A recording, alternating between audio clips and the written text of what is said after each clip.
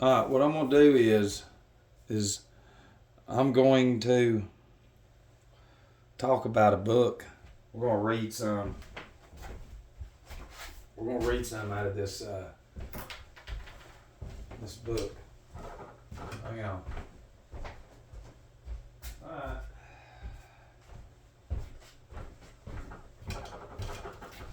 So we're gonna come out of this book called Transcendental Magic. It's Doctrine and Ritual. It's Eliphas Levi. And that's the Baphomet picture of it, which is, we could talk for a year on that. But anyways, I'm going to come out of this chapter on the pentagram. Alright? And if you want to know some more, it even talks about pregnant women. See, the reason you're more nervous right now is because if you're pregnant, that baby's being charged. There's more astral light charging that baby that you don't have a clue about. And it talks about you'll have certain visions. You know, it'd blow your mind if I come up and I said, have you had a dream of this? And you're like, oh my God, yes. And it's like, see? Do you see what our science does? Isn't that wild? Listen, let's just get to it. It says the pentagram is called in Kabbalah the sign of the microcosm. Look, so we've got microcosm and then macro.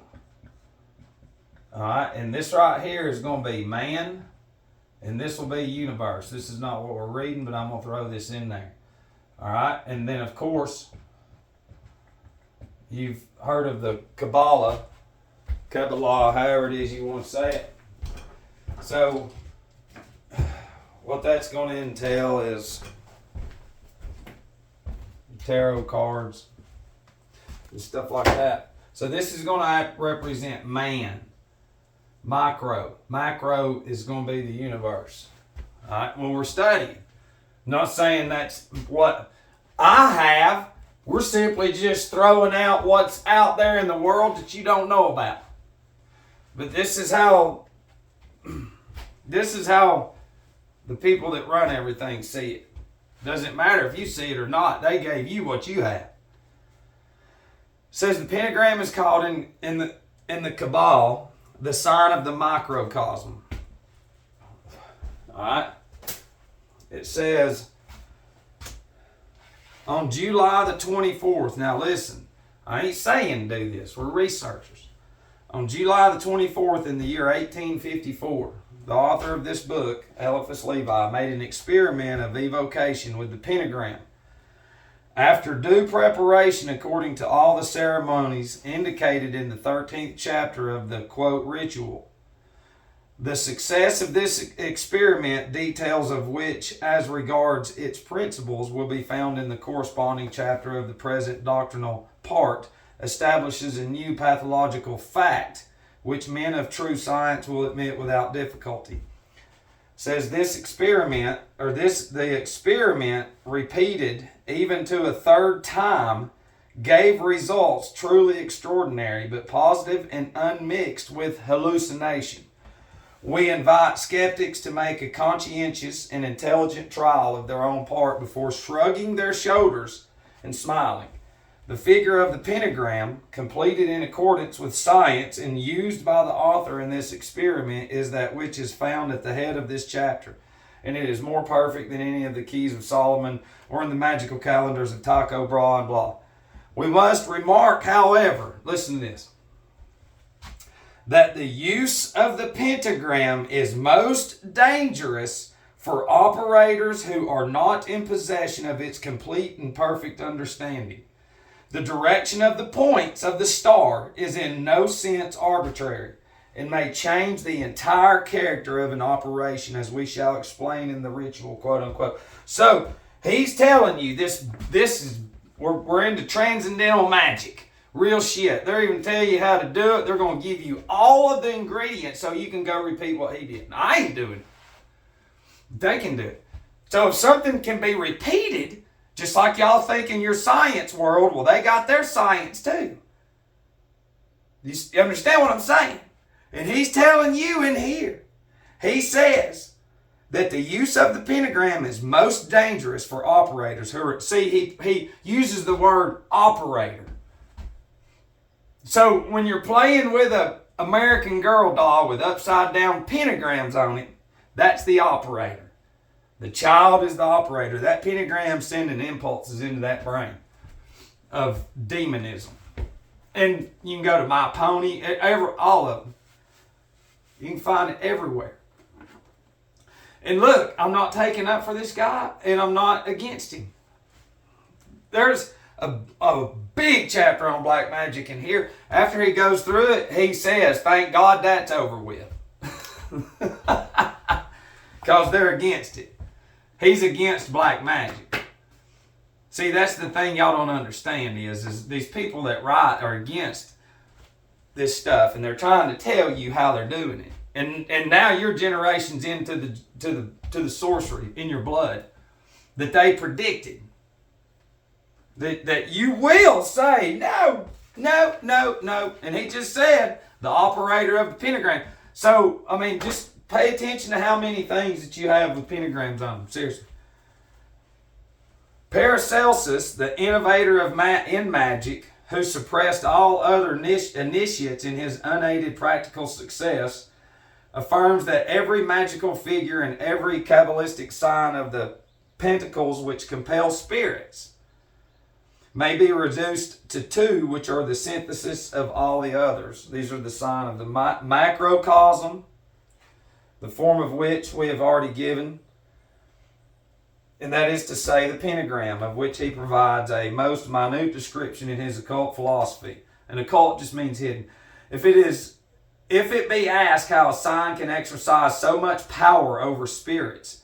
See, that's the thing is either, see, they either control you or you control them. There's no other way of looking at it. And it says, if it be asked how a sign can exercise so much power over spirits, we inquire in return why the whole Christian world bows down before the sign of the cross. So if that pentagram has nothing to do with nothing, even though it's in everything, then why is the cross so big? It's a symbol. You bow down to it. But yet the other ones, you don't have to worry about those. I don't care about that. Hold up. Did you know that you can fold the cross into a cube, which represents Saturn? Yeah, it's very easy. And I'm not saying that's what it is. But on the surface, what you see is what it is. Because a cube represents consciousness of the average person, which is a human, which is a goyim slash pagani. Or I can't remember the correct name for it from a long time ago. It says the sign is nothing by itself and has no force. Talking about the cross. The sign is nothing by itself and has no force apart from the doctrine of which it is the summary in the Logos. Now a sign which summarizes in their expression all the hidden forces of nature. A sign which has ever exhibited to elementary spirits and others a power greater than their own, fills them naturally with respect and fear, enforcing their obedience by the empire of science and will over ignorance and weakness. By the pentagram also is measured the exact properties of the great and unique anathar necessary to the confection of the philosophical stone and the accomplishment of the great work, the most perfect alembic, in which the quintessence can be elaborated and is conformable to this figure, and the quintessence itself is represented by the sign of the pentagram. But, look. So, what you're going to tell me is this. That's not a pentagram on this sand dollar. Look, if you can take a freeze shot of it and zoom in on it, right in the middle, it's a perfect pentagram. Almost perfect. Points and all.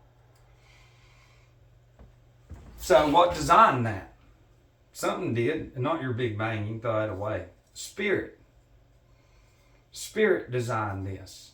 Unseen spirit designed this symbol of a pentagram, which has to do with nature.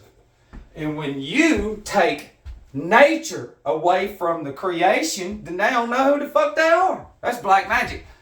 Then it goes into the nervous system.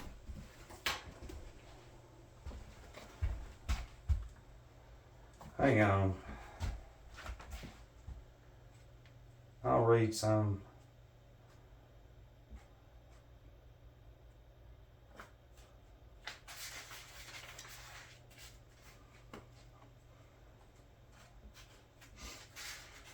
Just hang with me. I didn't prep for it, but some things you need to see right there's necromancy.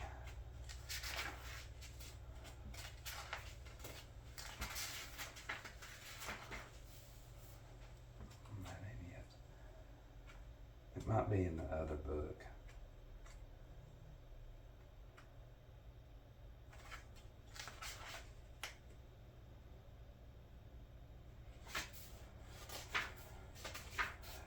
I think it is. But it talks about the nervous system. And if I try to talk about it,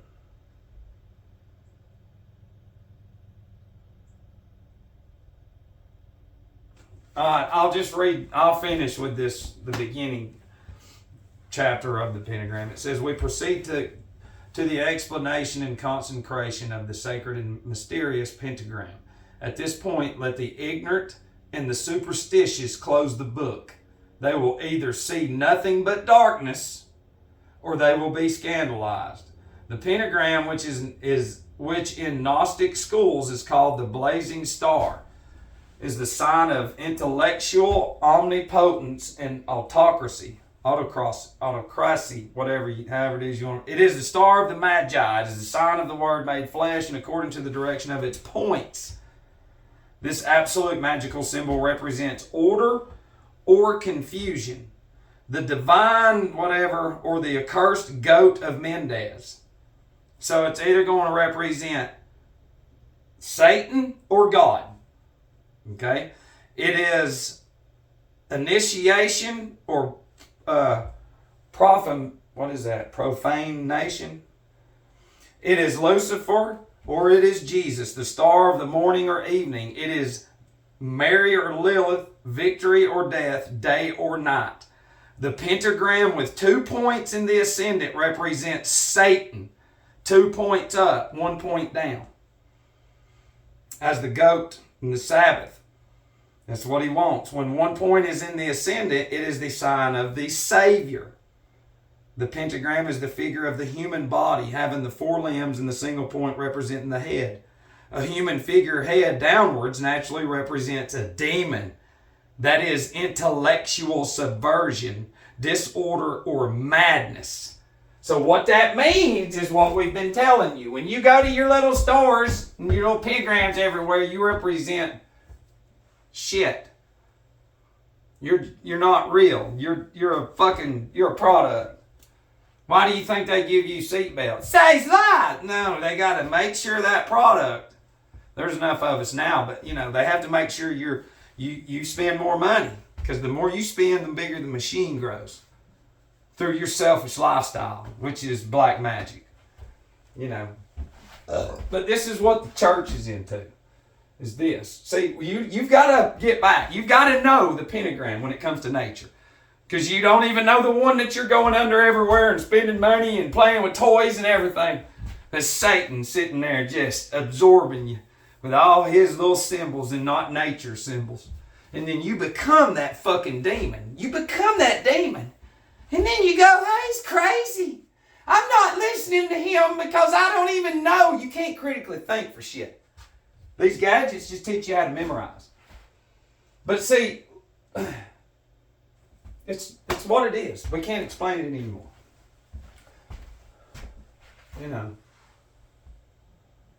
So, then the 12 cranial nerves in the brain are connected to the 12 constellations. Yeah, you don't know it, but there's some unseen circuits to currents. And then that rubber blocks that. And so the magnetic field stops. And whatever's in you generates in your blood, and that becomes your fluid that runs through the brain, and then it connects to the cell towers connected to your cells, and then they introduce emotions, and then you move to it like magic. Because see, nervous system. Look. Let me see if he's even got it. I mean, they have indexes and shit. Man, you think these people are fucking stupid? No, they're not stupid. Hang on.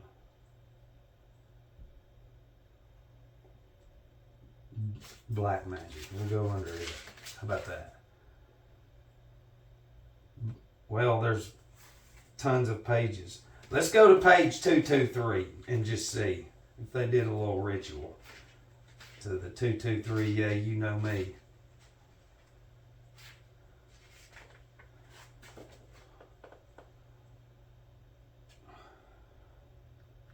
No, because that's that. Hang on. It should be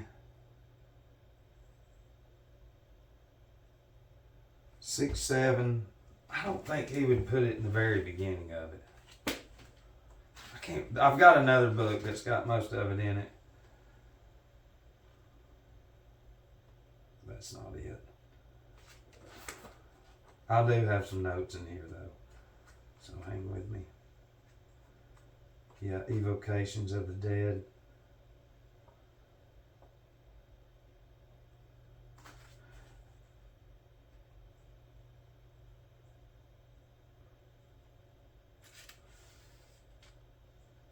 Man, listen to just this paragraph. It says, "Let us state now for the edification of the vulgar, for the satisfaction of M. La Comte de Marville, for the justification of the demonologist Bowden, for the greater glory of the church, which persecuted Templars, burnt magicians, excommunicated Freemasons, etc. Let us state boldly and precisely that all inferior initiates of hidden science and profaners of the great arcanium not only did it in the past, but do now, and will ever adore what is signified by this alarming symbol." I just want you to hear that, because they did. They destroyed everything.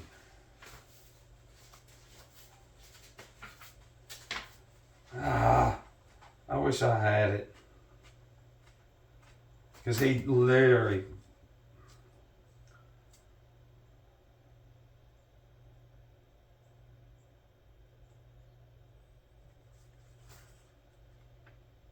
$3.18, that's it.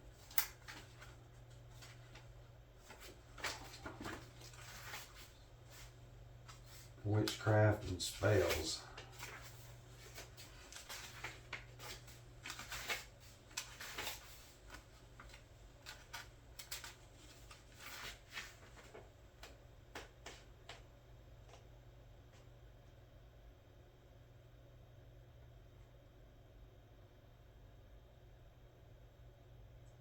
It says right here, it says, "Evokers of the devil must before all things belong to a religion which admits a creative devil, who is also rival of God. To invoke a power, we must believe in it. Given such firm faith in the religion of the devil, we must proceed as follows to enter into correspondence with the pseudo-deity." So, listen. Listen to what they just said. He says, evokers of the devil must before all things believe to a religion which admits a creative devil, who's the rival of God. To invoke a power, we must believe in it. So if you believe in the news, then you have invoked that power. You believe in that. So what you have invoked into your brain is black magic. Tele-vision, T-A-L-E, like a tail, A, and then vision into their brain. Invoke it, and you believe in it. Does that make sense? It should. They'll look right at you. Oh, it is real, man. It's like, you are stupid.